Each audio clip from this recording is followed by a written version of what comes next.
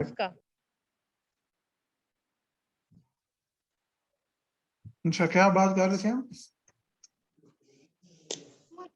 Sir वो physics. हाँ, मेरे दिन में एक बात आ रही थी। जी ओके, सर वो मैं बता रही कल हाँ, मैंने एक थ्योरी पे सर्च किया, वो ट्रांसेंडेंटलिज्म थी। मैं मिस्टिसिज्म को देख रही थी तो उसमें वो बता रहे थे कि मिस्टिसिज्म जो है ना, ये आइडियोलॉजी यही है ट्रांसेंडेंटलिज्म पे।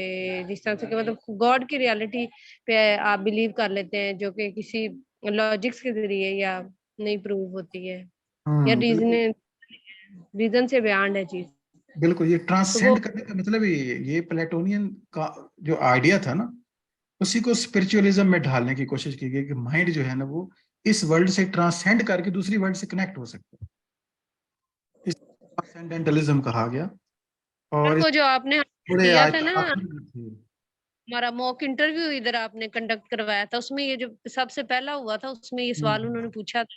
हमें मेरे बैठे ही ज़हन में आया कि उन्होंने एक थ्योरी दी थी, पता नहीं वो लिंग्विस्टिक्स की थी, कौन सी थी। कल मैंने जब ये लफ्ज देखा तो मुझे याद आया कि ये उन्होंने पूछा था, तब मैंने फिर सर्च किया इस पे। हाँ जी, इसका जो स्कूल ऑफ थॉट का ये लिटरेरी मूवमेंट के तौर पे भी ये चली है बाद में। अमेरिकन एक बहुत बड़े आथर हैं, उन्होंने इसको कंडक्ट किया था। क्या नाम है फिर उनका? आपने पे पढ़ा होगा इसको। Sir please repeat the question. Transcendentalism की मूवमेंट किन्होंने चलाई थी? एक अमेरिकन ऑथर थे। ट्रांसेंडेंटलिज्म। वो थे हेनरी थॉमसन और वाल्टर एमर्सन। आवाज आपकी कोई नहीं आ रही। हेनरी थॉमसन और वाल्टर एमर्सन। हाँ, एमर्सन, वाल्डो एमर्सन जो है ना, ये उसी टाइम पे लिख रहे हैं जब वर्ड्सवर्थ उस साइड पे लिख रहे हैं। ठीक है, ये अमेरिकन रोमांटिक आइडिया है। अमेरिकन रोमांटिसिज्म जो है ना, अगर कोई आपसे कुछ तो कौन चला रहा था, who are the basic person who is behind the American romanticism is Emerson। बड़ी फेमस पर्सनैलिटी है। उन्होंने ट्रांसेंडेंटलिज्म जरा अलग तो उन्होंने करना था ना अपने आप को थोड़ा सा वर्ड्सवर्थ से। तो इन्होंने एक मूवमेंट चलाई ट्रांसेंडेंटलिज्म, यानी इस दुनिया की बजाय इसके पीछे की दुनिया नेचर की तरफ कनेक्ट हुआ जाए, और नेचर जो है वो एक ट्रांसेंडेंटलिज्म वर्ल्ड से कनेक्ट होती है। खैर हम उसकी डिटेल जा रहे हैं सोसाइटी को समझिए। और पैंथियज्म जो है इसको लिया वर्ड्सवर्थ सर ने। वर्ड जो God is in everything and everything is God. Everything is God, that is pantheism. ठीक है, हर चीज में खुदा है, पैंथीज्म।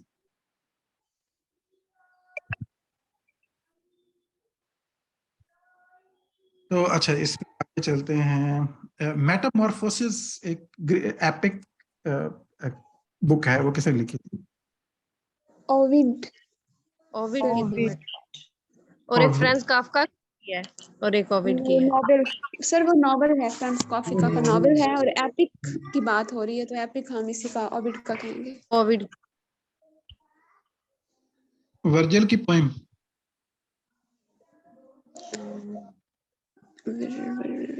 Sir the Aeneid. एनीड लॉगस भी है। एनियड। लॉगस। एनियड के हीरो का क्या नाम था? एनियस। एनियस था। ये काली पता नहीं कहाँ पे मैंने पढ़ा, एक हवाला पढ़ रहा था। हीरो करेक्टर आप बताएंगे, सीन मैं आपको बताता हूँ। वो कौन सा हीरो है जिसने कानों में वैक्स डाली थी ताकि सायरन की आवाज ना आए उसे? सर ये यस, अरे ओडिसियस था वो। हाँ जी, ओडिसियस। ओडिसियस था वो, जब जर्नी से वापस आ रहा था, वो वार के बाद 10 साल गुजारने के बाद।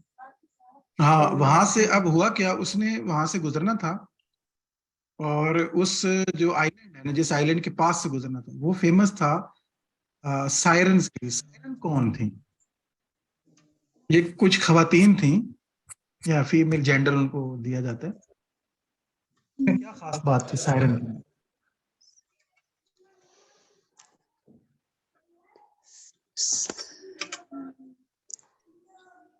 सर वो चार्म्स होंगे, मतलब खुद की तरफ अट्रैक्ट करने वाली, या डिसेप्शन करने के लिए इस तरह का ही कोई रोल होगा। वो गाना गाते थे, खूबसूरत गाना गाते थे। जितने भी शिप्स से मुसाफिर गुजरते थे ना आइलैंड के पास से, तो वो के पास से ना वो जोर जोर से गाने गाती थी, खूबसूरत आवाज में म्यूजिक बजाती थी।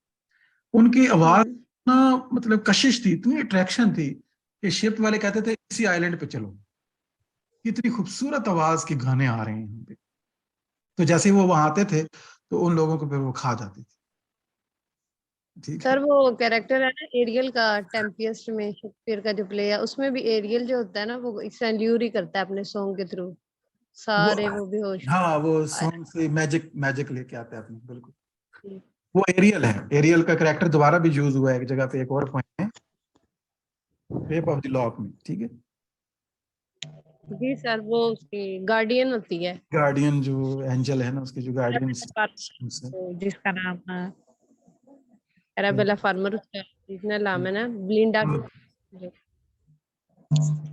बेलिंडा। अच्छा, सायरन, सायरन वाले आइलैंड पे ना, अगली अगर पूरी कहानी का शायद आपको में, ओडेसियस ने, या यूलिसिस भी नाम है उसका ना दूसरा।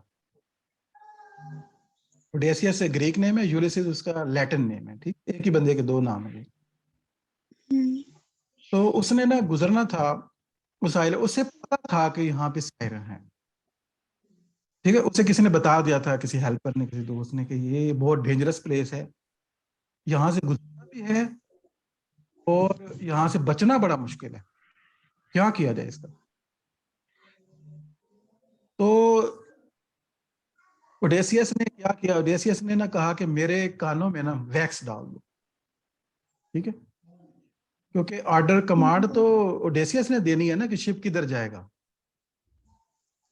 उसने कहा मुझे जो है ना, जो है वो साथ साथ बांध भी दो मैस्ट के साथ, ताकि कोई आवाज आ भी जाए तो मैं छोड़ ना सकूं। क्योंकि उस वो गाने इतने खूबसूरत होते थे कि बंदे पागल हो जाते, मैड हो जाते, जैसे अट्रैक्ट हो जाता था ना बहुत ज्यादा। उसने कहा ऐसा कर ले, और तुम लोगों को अगर कोई आवाज आती भी है ना, किसी को कोई प्रॉब्लम हो, तो मेरी कमांड के बगैर मतलब नहीं जा सकता, तो कहानी बंद होंगे, तो जाने की जरूरत नहीं हो। तो जब वो वहां से गुजरा तो साइरेंस को पता था कि इसने कान में वैक्स डाल दी। ये जाहिर है वो उनके मैजिकल पावर थी ना उनके पास। तो उन्होंने गाना ही नहीं गाया। उन्होंने गाना ही नहीं गाया, लेकिन वो किनारे खड़ी होके ना, किनारे पे खड़ी होके लिप्स हिलाती थी बस।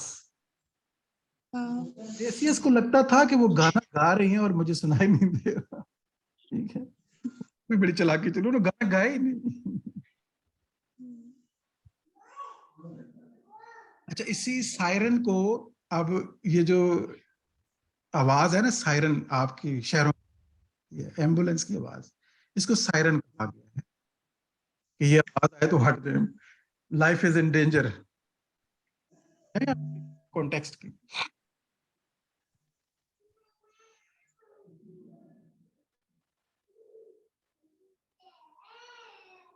रोमन बड़े ग्रेट ट्रेजेडियन गुजरे हैं, ड्रामाटिस्ट। ग्रीक तो आपको तीनों आते हैं, रोमन भी रहे हैं।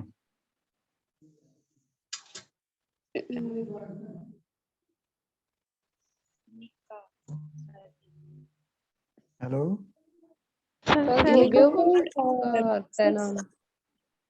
सॉरी। सैनिका, हाँ, सैनिका, सैनिका। हाँ, सैनिका की जो ट्रेजेडीज है ना, इन्होंने शेक्सपियर पे भी असर डाला है। शेक्सपियर ने पढ़ाया था सैनिका को, बाय चांस ही कहीं से किताब मिल गई थी उसी सैनिका की। और इस पे जो मैंने मूवी देखी है ना शेक्सपियर की लाइफ के ऊपर, बड़ी खूबसूरत बनाई है यार, वो क्या चीज है। आपको भी देखें, विल उसका नाम है, विल मूवी का नाम। विल से विलियम शेक्सपियर है ना, तो विल ज्यादा नहीं है, विलियम का शॉर्ट, उसे विल कहते थे ना, दोस्त सारे से विल पुकारते थे कई। अंदर तो बुक, इस बुक का रेफरेंस ऐसे है कि वो बात पे कहीं बिक रही थी, तो शेक्सपियर के पास तो पैसे ही नहीं थे वो खरीद सकता, खरीदता था।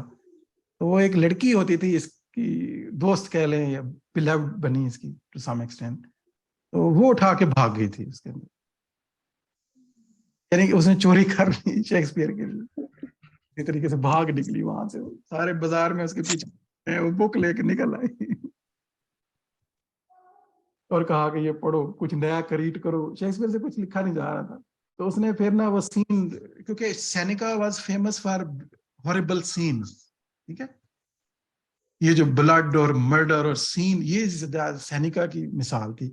ग्रीक ट्रेजेडी में ना स्टेज पे कुछ नहीं दिखाया जाता था, आपको याद होगा, पढ़ा होगा आपने टेक्निक, सर वो आउट ऑफ स्टेज होती थी, ऑफ द स्टेज होती थी, हाँ जी, सिर्फ रेफरेंस दिए जाते थे। और हॉरिबल सीन, ये इवन द ब्लाइंडनेस ऑफ, वो जो सीन है एडिपस का, वो भी ऑफ द स्टेज हुआ था, और हैंगिंग जो है जुगैस्टा की, वो भी ऑफ द स्टेज है। तो हॉरिबल सीन को स्टेज पे दिखाना बहुत बुरा समझा जाता था ग्रीक ट्रेजेडी के अंदर, लेकिन सेनेका इसके उल्ट था, ये चीजों को स्टेज पे दिखाता था। तो शेक्सपियर ने आइडिया यहाँ से लेके फिर स्टेज पे जो है वो चीजें लेके आया, वो काफी सारी जो ऑफ द स्टेज होती थी। तो उन्होंने एक ना ड्रामा फिर लिखा एक मर्डर के ऊपर, तो उसका हीरो जो है ना, एक विलेनस हीरो एक दिया, एक ये हीरो भी अजीब है जो खुद विलन है, ये भी एक नया कॉन्सेप्ट था उसमें, तो इस तरह से विलन को हीरो के तौर पे नहीं सोच रहा था। जैसे इंडिया मूवी ने गजनी, एक विलन के नाम के ऊपर है वो, हालांकि वो सेंट्रल कैरेक्टर तो नहीं है, सेंट्रल कैरेक्टर पे आपने देखना है तो फिर मेरे ख्याल में शाहरुख की तरफ हमें देखना होगा। शाहरुख ने इस तरह के रोल, विलेनस कैरेक्टर, डॉन एक विलन है बेसिकली, तो बुरा आदमी, लेकिन उसे हीरो के तौर पे प्रेजेंट करता है ये। या डर में भी इस तरह का रोल है उसका, एक नेगेटिव रोल है। बाजीगर में देखिए मूवीज वगैरह कि नहीं देखते? जी सर देखिए, सर बहुत आइडिया ये हमारा बचपन तो फिल्मों में गुजरा है सारा। मैं जब छोटा था ना, बहुत ज्यादा फिल्में देखता था, एडिक्शन थी मुझे, अभी भी है, अभी भी, अभी पीछे मैंने अभी देखे, एग्जाम चल रहे हैं फिर भी एक देख ली लेकिन बड़ी अच्छी एक फिल्म देखी है मैंने, थप्पड़, अगर आप देखना चाहें, फेमिनिस्ट एंगल से, बहुत तापसी है इसकी, हेरोइन है, और तो हस्बैंड वाइफ बड़ी खूबसूरत लाइफ गुजार रहे होते हैं, हस्बैंड ने एक थप्पड़ मार देता है बीवी को एक पार्टी के अंदर, बस वहां से ट्रेजेडी जन्म लेती है उनकी लाइफ, वो सुलह ही नहीं करती एक थप्पड़ की वजह से। बड़ी बड़ी खूबसूरत कहानी है, आप अगर देखिए ना मजा आएगा आपको, फेमिनिस्ट एंगल से बड़ा डाटा उसकी जो मैं चीज समझा ना, बड़ा खूबसूरत वर्क बनाया है उन्होंने, क्योंकि वो सारे काम उसके फैमिली भी आर्गुमेंट देती है, हस्बैंड भी कहता है कोई बड़ी बात नहीं, क्या हो गया, हर बंदा कहता है थप्पड़ ही तो था, ये सारे आर्गुमेंट देते रहते हैं। लड़की पता क्या वेट कर रही होती है कि किस दिन ये रियलाइज करेगा कि ये काम गलत किया है मैंने, लेकिन वो रियलाइज, वो इसको डिफेंड करते हैं सारे लोग कि कोई नहीं, मर्द थप्पड़ मारते रहते हैं हस्बैंड को, हस्बैंड का ये काम है, ये तो नॉर्मल बात है, इंडिया के अंदर ऐसा सब होता रहता है, लेकिन कभी भी वेट करती रहती है एट द एंड तक, जब वो बिल्कुल ही अलहदा हो जाती है फिर, कि वो सोचती है कि नहीं कर रहा, कि ये काम इसने किया है ना, अगर इसको ये समझ आ जाती है कि इसने गलत काम किया है तो उनकी लव मैरिज होती है, लेकिन सिर्फ इस पॉइंट पे आके वो ब्रेक हो जाती है। अगर आप इसे देखें तो आई रिकमेंड। सर एंड पे फिर सेपरेशन ही रहती है, उसको नहीं रियलाइज होता? ये आप देखिएगा एंड क्या होता है। सर अब मुझे क्यूरियोसिटी मेरी रहेगी। ये तो सारी डेवलपमेंट का सीक्रेट है ये ना हो तो हम तो कोई काम ही ना करें उठ के। सर अब फिर मैंने बस रात को मूवी देख लेनी है, पढ़ना ही नहीं होना। पहले क्यूरियोसिटी, इमेजिनेशन मिलेगी आपको, दैट इज वेरी ब्यूटीफुल। ये एक पेज मैंने शेयर किया था ग्रुप में, जॉन कीट्स की सारी एक लाइन थी, उसकी कोई समझ नहीं आ रही है कि वो सूरज की जब बात कर रहा है, वो कह रहा है कि फल पक गए हैं सूरज के निकलने से, वो ऑटम को बता रहा है, और साथ वो कह रहा है कि फूल तो देर से खिलेंगे सूरज के आने की वजह से, या सूरज की वजह से फूल खिल नहीं रहे हैं, मुरझा गए हैं। ये लाइन की नहीं समझ आ रही है, क्या इसकी कौन सी लाइन? ट्रांसलेशन सेंस क्या ये और टू आर्ट है? मैं ग्रुप में एक मिनट देख के बताती हूँ। Are you talking about ode to autumn? जी सर। तो दोबारा से शेयर करें ना, फ्रेश आ जाएगा, एडमिट ढूंढना पड़ेगा, या लाइन पढ़ दें।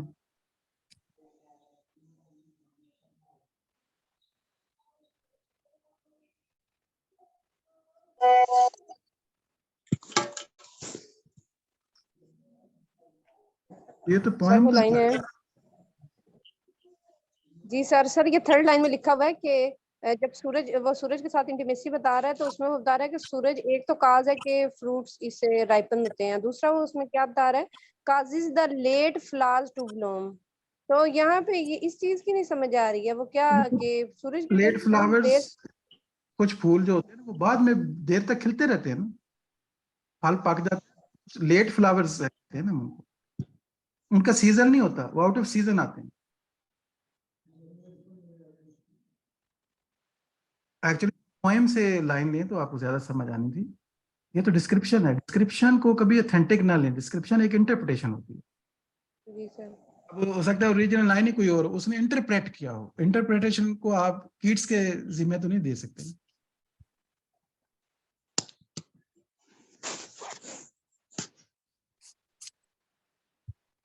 बहरहाल ओड टू ऑटम का मेन थीम ये है कि has its own beauty basically. ये उस जमाने की ऐसी पोएम है, क्योंकि ओड स्प्रिंग तो लिखी जा सकती थी, फूलों पे किसने नहीं लिखा आज तक, लेकिन हैरत की ऑटम को प्रेज नहीं किया। तो कीट्स ने सोचा कि ये जो ऑटम टाइम होता है, जो लाइफ का भी ऑटम टाइम पता है कौन सा होता है? लेटर ऑन, जब ओल्ड आप एज। ओल्ड एज होती है, तो ओल्ड एज में देखो ना, राइपनेस होती है ना, विजडम होता है, आपकी पूरी समझ होती है उस वक्त आपको चीजों की। तो इसकी भी अपनी एक ब्यूटी है, उस लाइफ की भी अपनी ब्यूटी है। ये जो हम हमेशा रिग्रेट करते रहते हैं, नहीं नहीं नहीं, वो तो टाइम तो जवानी का था जी बस। हर एज की, हर टाइम की अपनी एक ब्यूटी है। इसे अगर बहार है तो फिर खजां की भी अपनी खूबसूरती है, क्योंकि वहां पे आपको फल मिलते हैं। बहार में जो फूल खिलते हैं, खजा में जाके उनके वेदर के मुताबिक वही जो फ्लावर है वो फिर फ्रूट में कन्वर्ट होता है, फ्रूट पक जाता है, तो वो टाइम एक ऑटम टाइम से। क्योंकि अगर वो टाइम लाइफ में ना हो तो फिर आपको चीजें मिले ही ना। बिल्कुल ऐसी तरह, इसी तरह इंसान की लाइफ भी देखें तो जब राइपनेस का टाइम होता है, जो 60 का टाइम है, अगर आप जिंदा रहते हैं इस वक्त तक, तो फिर आप राइप होते हैं, फिर आप सोसाइटी को बहुत कुछ दे सकते हैं, आइडियाज दे सकते हैं। आपने 50-60 साल जिंदगी देखी हुई है, तो आप किताबें लिख सकते हैं, आप वो फ्रूट की शक्ल में मुआशरे को लौटा सकते हैं बहुत से आइडियाज, क्योंकि शुरू में तो आप सिर्फ सीखते रहते हैं। तो राइपनेस के हमेशा ही एटलीस्ट 40 के बाद ही राइपनेस आती है, 40 तक तो डाटा कलेक्ट होता है। मेरा खुद का भी यही नजर है, 40 साल तक आपने सीखना है। 40 से पहले पहले अगर आप जीनियस बन गए तो बहुत एक्सेप्शनल केसेस होते हैं, जैसे जॉन कीट्स था। कीट्स आप देखें 26 में उसकी डेथ हो गई या 27 में, अगर ये 50-60 साल तक जाता तो शेक्सपियर को हो सकता है लाले पड़ जाते। इतनी छोटी एज में इतना विजडम, इतनी राइपनेस, इतनी डेप्थ, इतनी सीरियसनेस कैसे आ सकती है बंदे के अंदर? शायद से उसके हालात और वाकयात उनसे बनाया है यकीनन। और अगर आपको भी पता हो कि आप 2 साल बाद मर जाएंगे, मेरे ख्याल में आपकी लाइफ, आपकी सोच बदल जाएगी, सीरियस हो जाएंगे आप। इन 2 सालों को, एक एक दिन को, एक एक दिन को एक हफ्ता बना देंगे, एक एक घंटे को एक दिन की तरह निभाएंगे।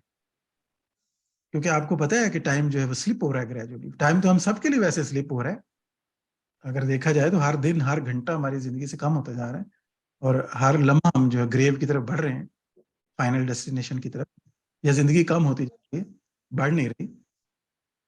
लेकिन ये फिर थोड़े रिलैक्स हो जाते हैं कि अनएक्सपेक्टेड है, कोई पता नहीं चले, सेहतमंद तो है ना, मे बी हम मतलब मैं 40 साल और जिंदा रह जाऊं, मे बी 30 साल, मे बी 50 साल।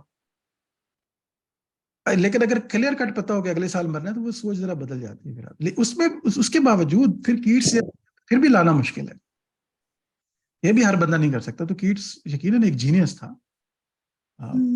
एज में जो उसने बातें की हैं वो 40 में भी हम नहीं कर पा रहे उतनी डेप्थ में। उसके अगर आप लेटर पढ़े ना, उसके उसका सारा विजडम आपको उसकी प्रोज में मिलेगा। प्रोज जो है ना, उसके लेटर्स हैं, उसके लेटर्स उसने खास तौर पे फैनी को लिखे हैं। जो उसकी बिलव्ड थी, तो उसके जो सर जो आपको डेप्थ मिलेगी ना, जो सीरियसनेस मिलेगी और जो विजडम मिलेगा, आप हैरान हो जाएंगे। नेट पे आप देखे कीट्स के खत जो फैनी को लिखे उसने, तो क्या बात होगी, आप सोचेंगे कीट्स लेटर लिख रहा है अपनी बिलव्ड को, ग्रेट माइंड जो है खत लिख रहा है, तो कैसा खत लिखे। और उसके खतों से लोगों ने थीरीज निकाली हैं कीट्स की जो थीरी है ना उसके लेटर्स के अंदर, थ्योरी ऑफ आर्ट जो है, इसने कोई बुक नहीं लिखी थी आर्ट के ऊपर, कोई लिटरेचर के ऊपर एज मीन क्रिटिकल बुक नहीं लिखी थी। इसकी क्रिटिकल इनसाइट कहाँ से लेते हैं, उसके लेटर्स से। उस लेटर्स के दोस्तों को लिखे, फैमिली को लिखे और फैनी को लिखे स्पेशली, बहुत आपको डाटा मिलता है। और वो लेटर पढ़ने वाले हैं, कभी टाइम निकाल के एक आध लेटर पढ़िए, आप हैरान हो जाएंगे पढ़। गालिब ने भी बड़े खतूत लिखे हैं। उसके अलावा मेरे पास मैंने लेटर पढ़े हैं गालिब के और मंटो के खतूत, ये भी बड़े फेमस हैं। इमेजिनरी लेटर भी कुछ मंटो ने लिखे थे, चचा साम के नाम खत, यानी अमेरिका को एड्रेस करता है उसके अंदर। वो ज्यादा पॉलिटिकल हैं, लेकिन जो इमोशंस में डूबे हुए हैं, अगर आप इमोशनल हैं थोड़े से और इमोशंस में डूबी हुई चीजें आपको अच्छी लगती हैं, तो फिर तो कीट्स के जो खत है ना, वो क्या बात है उनकी। सर ये डाडाइज्म मूवमेंट जो है, इस पे सर्च किया, इसकी कोई समझ नहीं आ रही है, ये क्या है? डाडाइज्म असल में ना, मैं आपको बताता हूँ, डाडाइज्म जो है एक एवांगार्ड मूवमेंट है। ये आती है मॉडर्निस्ट जो नजरिया है ना उसके अंदर आती है। मॉडर्निस्ट जो मॉडर्निज्म है ना, ये कोई सिंगल कॉन्सेप्ट नहीं है, ये फ्रेगमेंटेशन पे बिलीव करने वाले। इसके अंदर फ्यूचरिज्म भी है, इसमें सरियलिज्म भी है, इसमें डाडाइज्म भी है, इसमें ढेर सारे इज्म कलेक्टिवली आपको नजर आते हैं, ठीक है। तो डाडाइज्म असल में तो लिटरेचर की मूवमेंट नहीं है, ये आर्ट की मूवमेंट है, पेंटिंग। तो डाडाइस्ट पेंटिंग पे मैं आपको वाकया भी सुनाता हूँ कि एक बंदा था ना, वो फ्रांस में जो कि ये मूवमेंट स्टार्ट हुई, तो वो पेंटिंग कर रहा था बाजार में खड़े होके। वहां पे लोग पेंटिंग करते हैं खुलेआम, खुली जगहों पे खड़े होके, उनका कल्चर जरा हमसे देखा। वहीं पे म्यूजिक भी आपने देखा होगा, बजाते हैं वो बाजारों में खड़े होके म्यूजिक, पेंटिंग भी करते हैं। हमारे यहाँ तो पता है माहौल बहुत सख्त है, हमारी मेटाफिजिक्स इजाजत नहीं देती, आर्ट को हमने कभी डेवलप ही नहीं होने दिया। यहाँ तो आर्ट के दुश्मन है सारे। तो अच्छा खैर, वो बंदा पेंटिंग कर रहा था, और पता कैसे कर रहा था कि वो कलर्स की बाल्टियां लेता था और कैनवस पे फेंकता था बारी बारी, ऐसे ही दूर से। वो पेंटिंग ब्रश से नहीं कर रहा था, ऐसे कलर ड्रॉप कर रहा था, जोर से फेंकता था कैनवस लगा के ना, पीछे से हट के बाल्टी फेंकता था, फिर अगली फेंकती, फिर अगली फेंकती। तो एक बंदे ने पूछा, व्हाट आर यू डूइंग भाई, क्या हो रहा है ये कौन सी पेंटिंग है इसमें, हमने तो ऐसे कभी नहीं देखा, इसको बाद में मतलब सही करोगे। उसने कहा, नहीं यही पेंटिंग है मेरी। एंड उसने बल्कि अब उसने दिया था डाडा, इट वाज डाडा। डाडा कहते हैं, इसका मतलब है नथिंग। इस लफ्ज का लफ्ज है नथिंग, कुछ भी नहीं बना रहा। ये एब्सर्ड कॉन्सेप्ट है ना, life is nothing, basically life is an accident. उनका नजरिया ये है। तो ये पेंटिंग क्या बनेगी कि फेंक दो जो बन गया। तो उनका नजरिया यही है कि ये कायनात बस खुदा ने ऐसे फेंक दिया, जो बन गया उन्हें आगे देखी जाएगी। तो कोई प्लान नहीं है इसके पीछे, बस एक एक फेंकी गई है कैनवस पे। सर अब मुझे थोड़ी सी समझ आ गई है बात की, वो जो वो लोग कर रहे थे ना आपके अब कॉन्सेप्ट आपको की वजह से, वो बता रहे थे कि पेरिस से जब ये स्टार्ट हुई मूवमेंट, तो इसके इसमें क्या था कि राइटिंग की जो पाबंदियां थी ना, उससे निकल आए। उन्होंने कहा कि कोई जरूरत नहीं किसी रूल को फॉलो करने की, जो माइंड में आता है लिखते जाओ वो बस। बिल्कुल कुछ है ही नहीं ना, लेकिन सिंपल नथिंगनेस। तो जब जी सर, वो आएगी तो रियलिज्म लिटरेचर की भी ऐसे यूज जी कर। क्या थी? सरियलिज्म बताइएगा, सरियलिज्म एक और अच्छा भी है, सरियलिज्म। जी रियलिज्म, सर। रियलिज्म पहले से चल रहा था। रियलिज्म क्या है कि इमिटेट करो माशरे को, जो हो रहा है ना वैसे ही लिखना, जो हो रहा है वैसे ही लिखने की कोशिश कर। था कि उसको बाद में समझा गया कि जो हो रहा होता है वैसे लिख ही नहीं सकते आप। आई मीन जो आप देख रहे हैं डरीडा कह रहे हैं, वो तो लिंग्विस्टिक एंगल है आपका, आपकी खुद की आइडियोलॉजीज उसमें आ जाती हैं। आप कैसे देख सकते हैं? एक मदरसे के लड़के से आप पूछेंगे ना बाहर क्या हो रहा है, तो वो अलग डिस्क्रिप्शन आपको देगा। एक यूनिवर्सिटी के बच्चे से पूछेंगे ना, बताओ बाहर क्या देखा, वो एक अलग डिस्क्रिप्शन देगा। तो आपका माइंड जिस तरह का होता है, वैसी चीजें आपको खुद ही नजर आना शुरू हो जाए। ये रियलिज्म फ्लॉप हो गया मॉडर्निज्म में आके। अब सरियलिज्म क्या था? सरियलिज्म फ्राइड की कॉन्सेप्ट के ऊपर है कि रियलिटी तो ड्रीम लेके आता है। असल जो सच होता है ना, जो आपने दबा रखा होता है, वो ख्वाब की शक्ल में ड्रीम आपको भेजता है, लेकिन आपको वो सीधा नहीं बता सकता क्योंकि आप सुनना नहीं ना चाहते। आपने ड्रीम सेंसर लगाया हुआ है, आपने उन डिजायर, उन आइडियाज को सप्रेस कर दिया कि ये मैं इनका सामना नहीं, आप उनका सामना नहीं करना चाहते, इसलिए तो ड्रीम बन गया है। इस ड्रीम में दो टेक्निक इस्तेमाल होती हैं, कंडेंसेशन, ठीक है, एक को हम कहते हैं, यानी इसको आप मेटाफर मेटोनमी में देखते हैं। पिछले दिनों मैंने आपको भेजी भी थी ये दो टर्म, क्योंकि हम ये डिस्कस कर रहे थे पीएचडी की क्लास में ना, ये टॉपिक ड्रीम फॉर्मेशन कैसे हो रही है, या इसके ऊपर फ्राइड क्या कह रहा है। वो दो, इसी से दो, यानी लिंग्विस्टिकली लाकान कह रहा है कि ये लिंग्विस्टिक एंगल से ना ड्रीम बनता है लैंग्वेज में, क्योंकि लैंग्वेज इंस्टॉल होती है ना, तो ड्रीम में दो चीजें होती है, एक मेटाफर होता है और एक मेटोनमी होती है, यानी कोई बात स्ट्रेट नहीं करता, यानी सब होती है हमेशा, और दो दो तीन तीन चीजें मिक्स हो जाती है। मेटाफर क्या होता है कि बिलव्ड को हम कहा कि वो मून है या फूल है, उनके लब की नाजगी के आगे ये फूल है, ये जितने भी आपको मेटाफर नजर आ रही है, या मेरा दोस्त तो शेर है, यानी ही इज लाइन, लाइन के, अब लाइन, आप तो लाइन की तरफ चले गए, डिस्प्लेसमेंट आ गई, कंडेंसेशन और डिस्प्लेसमेंट, यानी मेटाफर और मेटोनमी ड्रीम बनाता है। ड्रीम दो टेक्निक यूज करता है, यानी अब आपको क्या करना होगा, ड्रीम एनालिसिस को, इनको ब्रेक करना होगा, इनको इस सिंबलिज्म के पीछे जाकर रियलिटी को समझना होगा, क्योंकि सीधी तो वही नहीं है।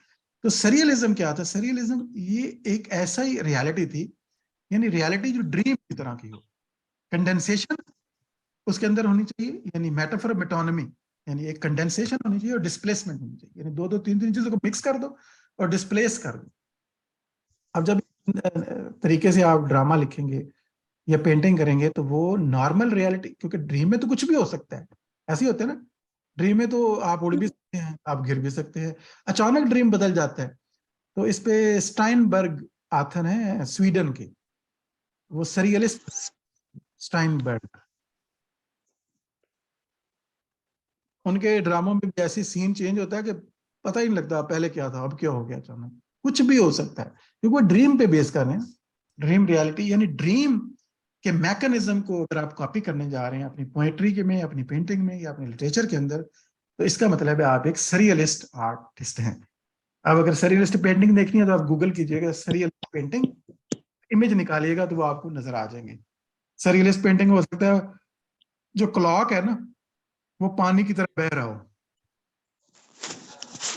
अब यहाँ पे सिंबलिज्म आ गया ना, वो जो कि क्लॉक जो है, ये जो टाइम है ना वो कभी रिवर्स नहीं हो सकता, पानी की तरह बहता रहता है ना, जैसे पानी बहता है ना, पानी आप पीछे तो नहीं चला सकते ना, जब ये पीछे की तरफ, बट ऐसा कभी भी नहीं हुआ। इसी तरह वक्त जो वो बहता है, यानी वक्त और बहाव और पानी और, देखो इन आइडियाज को उसने क्लॉक को बहाव की शक्ल में दिखा के असल में दो चार कॉन्सेप्ट को कंडेंस कर दिया, डिस्प्लेस भी किया साथ। ये सरियलिस्ट आर्ट इसको हम कहेंगे। आर्ट की ना ढेर सारी मूवमेंट है, एक्चुअली आर्ट में पढ़ाया नहीं जाता, मेरा ख्याल है आर्ट का भी एक कोर्स होना चाहिए ताकि इंग्लिश लिटरेचर में आर्टिस्ट की जो नॉलेज है वो भी उनको मिलनी चाहिए। बहुत सी थीरीज क्योंकि बेस ही आर्ट पे कर रही है, तो आप क्यों नहीं एक थ्योरी ऑफ आर्ट भी रख देते, या आर्ट की पोएटिक्स पढ़ा दे एक छोटी सी, तो इन सारी चीजों को अगर डिटेल से कोर्स में पढ़ा हो तो ज्यादा समझ आ जाती है। डांटे की poem, divine comedy. Yes,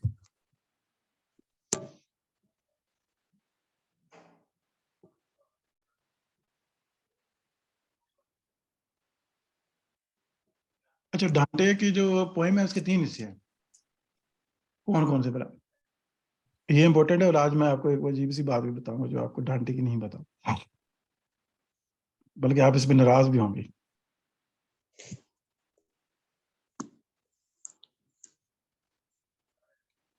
sir एक तो ये बड़े है, फेमस हैं, इनको याद रखें, इन्फर्नो, परगेट्रियो, पैराडाइजो। इन्फर्नो यानी हेल, लैटिन इन्फर्नो, परगेट्रियो, परगेट्रियो वो जगह होती है जहां पे परगेशन होगी आपकी, जो जहन्नम में Solutions. जाएंगे एक दरमियान की जगह भी होगी, एक पैराडाइज होगी, यानी 3 प्लेसेस दिखाई होंगी, जन्नत और जहन्नम होगी बस।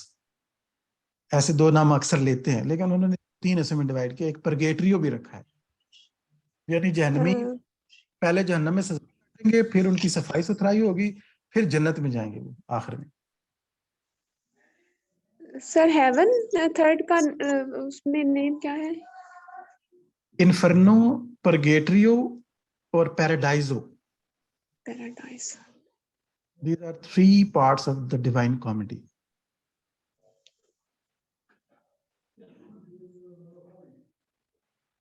इसमें फिर हेल के भी ना, जिस तरह जन्नत के उसने 6-7 रखे हैं दर्जे, ऊपर ऊपर ऊपर ऊपर, इसी तरह इन्फर्नो में भी 7-8 पार्ट्स हैं, नीचे नीचे नीचे नीचे, सबसे नीचे जो है पता नहीं 8वां पार्ट है कि 7वां, सबसे आखिरी, जहाँ के लोग जो है शायद कभी जन्नत में नहीं जा सकते।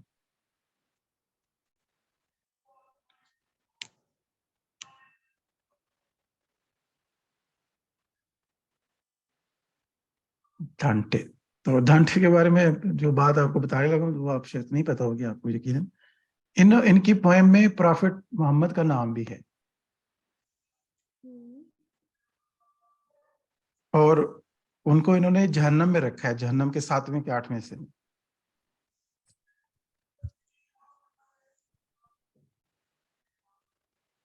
So that is their point.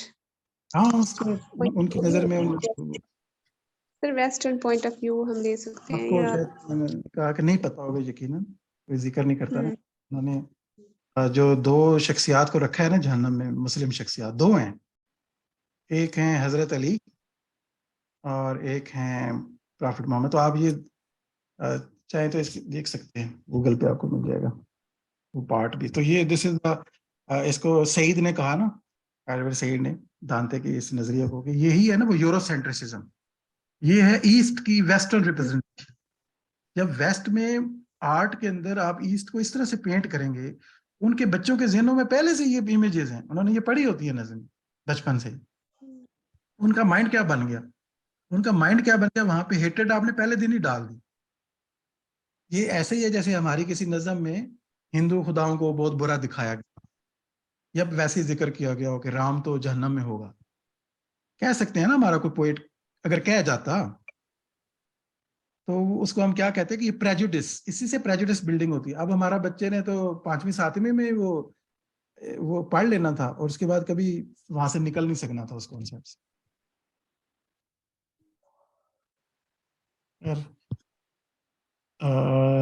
कहाँ पे हम आ गए हैं जी? ठीक है, मेरे ख्याल में थक गए होंगे आप। इस हिस्ट्री को हम कंटिन्यू रखेंगे आगे, ठीक है। आज हम जरा ग्रीक और लैटिन तक पहुंचे हैं।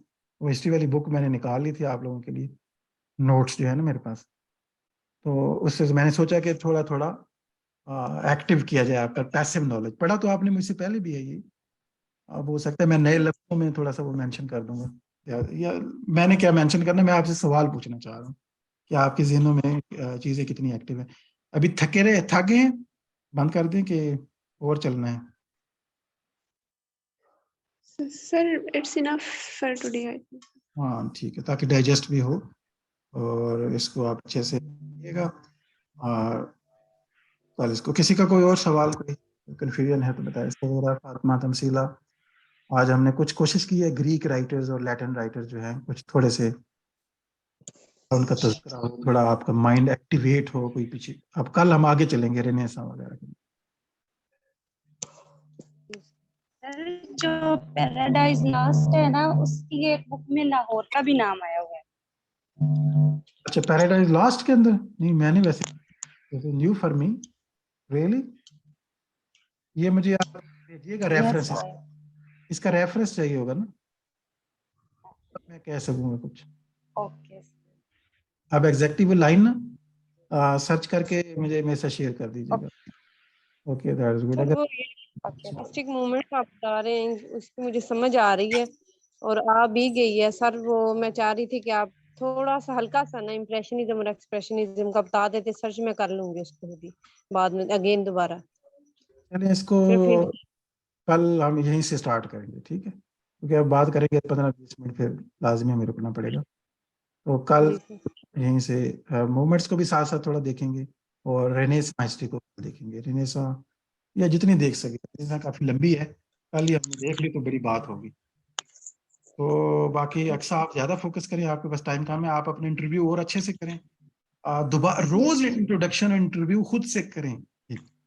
अब मेरे पास कोई, मैं यहाँ नूरपुर आ गया हूँ, आज का दिन था ना मेरा, मिड चल रहे हैं, तो पेपर है मेरा 8 तारीख को, मेरे ख्याल में उसी दिन आपका इंटरव्यू। Yes sir, same.